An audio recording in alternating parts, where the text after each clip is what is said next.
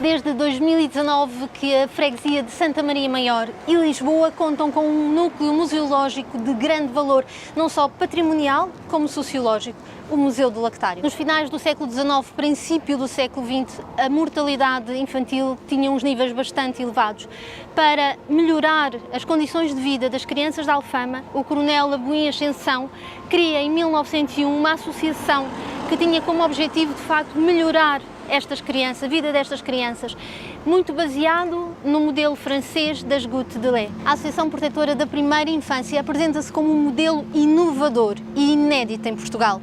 Não só colmatava a carência premente destes bairros, mas também um papel pedagógico junto das mães. O Museu do Lactário, que esta semana porta adentro nos leva a conhecer, nasce pela iniciativa da Fundação Abuim de Santo Lemos e é pelas mãos de Joana Pinheiro, a sua coordenadora, que vamos conhecer este espaço.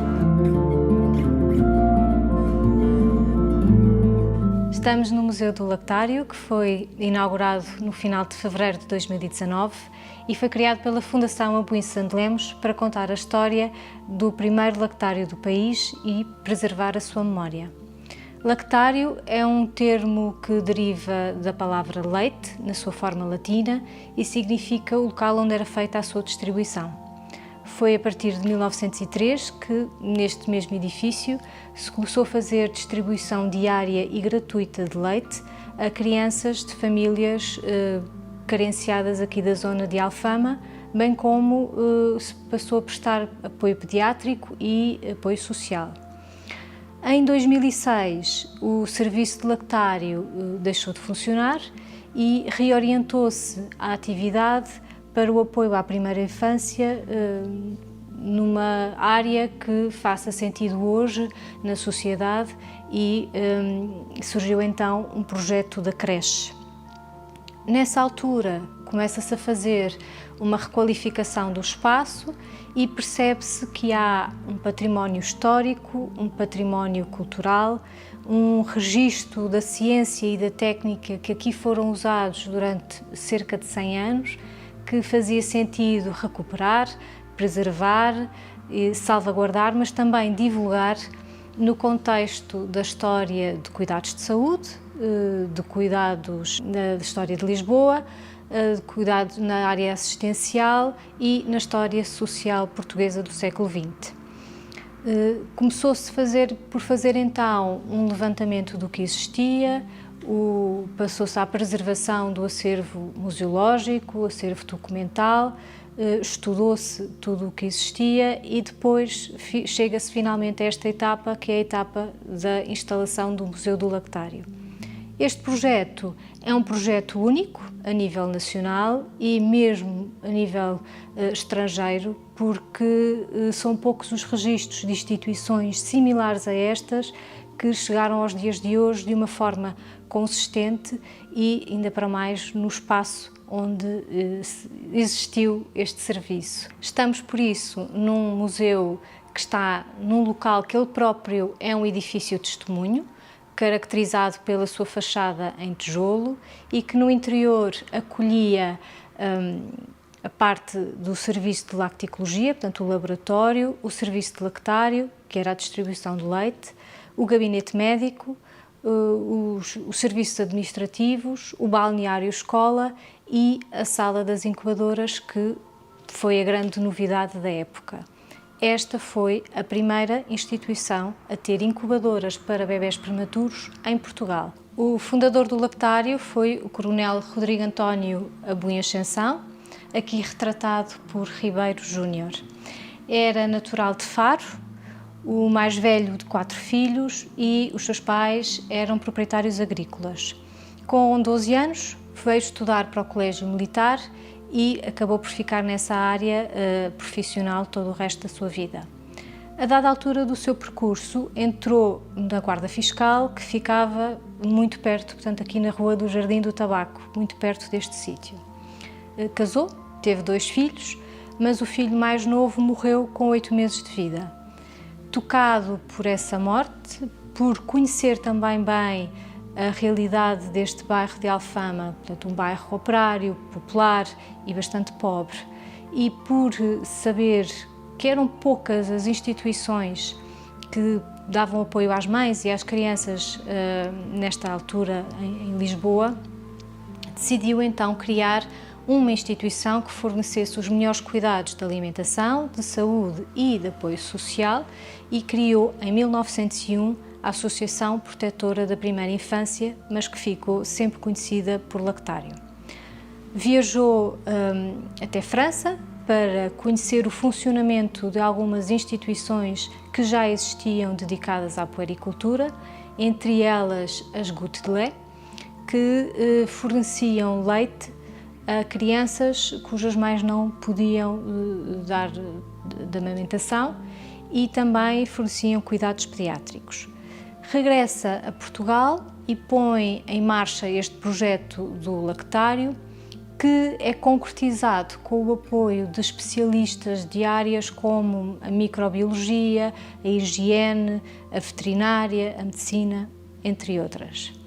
Durante a sua vida, criou ainda uma outra instituição que pagava os estudos aos filhos de famílias carenciadas da zona de Campo Grande, que era a freguesia onde ele vivia, portanto pagava os estudos para essas crianças não terem que abandonar a escola para trabalhar. E, após a morte, que veio a acontecer em 1930, deixou em testamento a criação do refúgio A Boa Ascensão, que ainda hoje existe em Faro, de onde ele era natural. Estamos aqui junto da primeira página do jornal O Século, uma reprodução do ano de 1902 e que ilustra a disposição funcional e espacial do lactário, mas também explica o que é o lactário às pessoas, porque era uma novidade. Em 1903 começou-se a fazer aqui a distribuição de leite, portanto inaugurou-se o serviço de lacticologia, que funcionou ininterruptamente até junho de 2006. A vacaria ficava num edifício aqui ao lado, da autoria de Miguel Ventura Terra, e que acolhia, portanto, o gado, mas também o alojamento do vaqueiro, portanto, a pessoa responsável pela alimentação, pela limpeza e pela mungidura.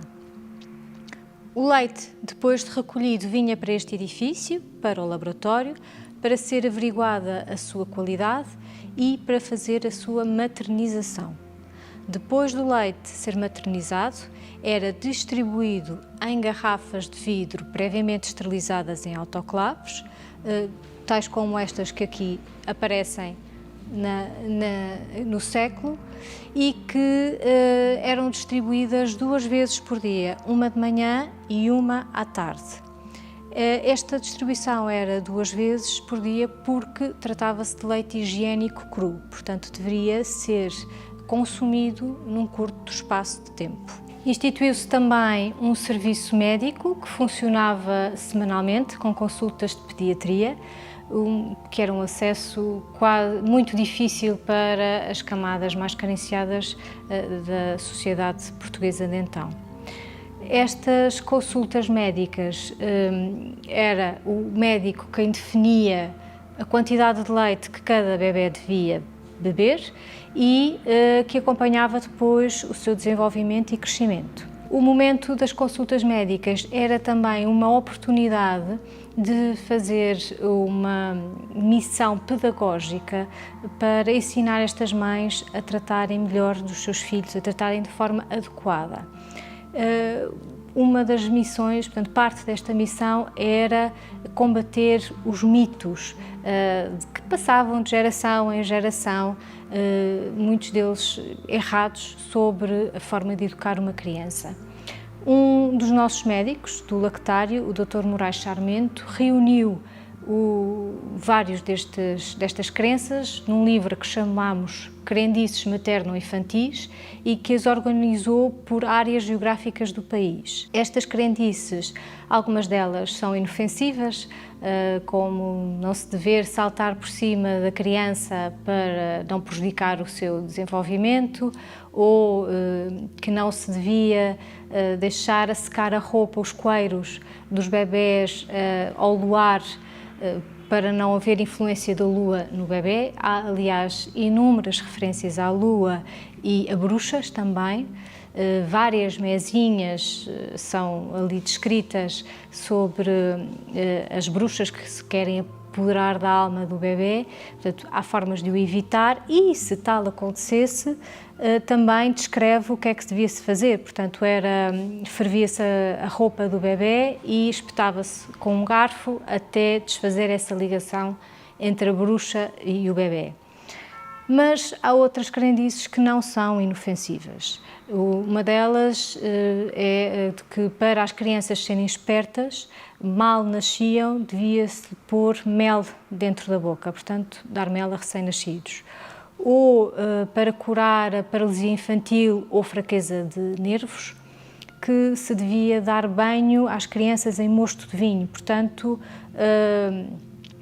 dar banho, as crianças eram colocadas dentro de lagares de vinho a ferver. Este livro sempre reúne muita curiosidade aqui aos nossos visitantes e nós, por esse motivo, até o disponibilizamos no nosso site para consulta. A grande novidade aqui do lactário e do país foram as incubadoras de Alexandre Leon. Aqui o lactário foi a primeira instituição a ter estes aparelhos, portanto, incubadoras que permitiam o desenvolvimento de crianças nascidas prematuramente.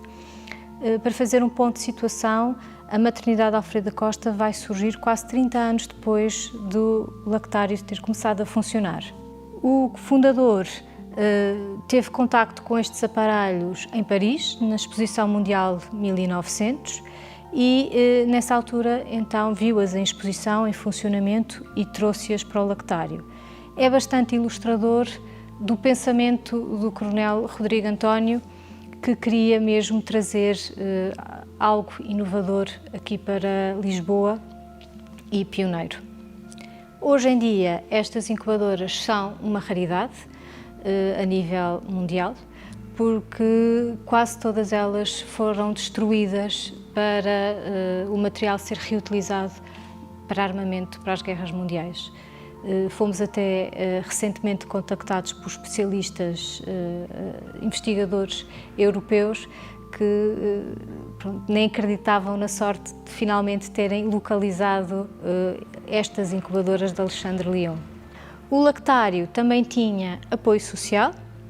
Esse era desenvolvido por senhoras voluntárias, chamadas protetoras assistentes, e que acompanhavam as famílias, portanto as mães e os bebés, aqui no lactário, nestas instalações, principalmente nas consultas do médico, mas que também acompanhavam nas casas delas, portanto, para ajudar a colocar em prática estes ensinamentos que aqui eram transmitidos. O apoio social passava também por apoio a nível de vestuário, portanto estas crianças recebiam enxovais e outros tipos de apoios que foram sendo adequados à medida que a realidade do país ia alterando. Em 1903 começou em funcionamento o lactário aqui, neste lugar, mas houve mais postos de lactário de acordo com a ideia sempre inicial do fundador. Em 1907 foi inaugurado o posto de lactário de Santos, em 1927 o de Alcântara e em 1929 o último no Beato. Para dar sustento a tudo isto foi necessário arranjar uma segunda vacaria, portanto foi construída uma segunda vacaria no edifício, no terreno ao lado, e comprou-se uma quinta para criar vitelos e ter pasto para tudo isto. Os postos lactários estavam situados na zona ribeirinha de Lisboa, a zona por excelência onde estavam as fábricas pelo acesso à água, portanto onde estavam localizadas as fábricas e onde se localizava também a população operária. No balneário escola as mães vinham aprender a dar banho aos seus filhos, portanto a verificar a temperatura da água, dar banho, a secar, e também era a altura em que podiam fazer a higiene aqui. O lactário esteve em funcionamento entre 1903 e 2006. Durante este tempo foi crescendo, foi-se consolidando, passou também por algumas dificuldades, principalmente durante as duas guerras mundiais, mas nunca deixou de fazer distribuição de leite. Da história do lactário, destaca-se a ajuda a cerca de 16 mil crianças e às suas famílias. Para ter um ponto de comparação, um dos nossos médicos do lactário fez um estudo sobre a mortalidade infantil em Lisboa entre 1926 e 1947 e ela situava-se em 15 a 16%. Aqui no lactário era praticamente metade. O lactário foi um serviço pioneiro, foi uma instituição pioneira.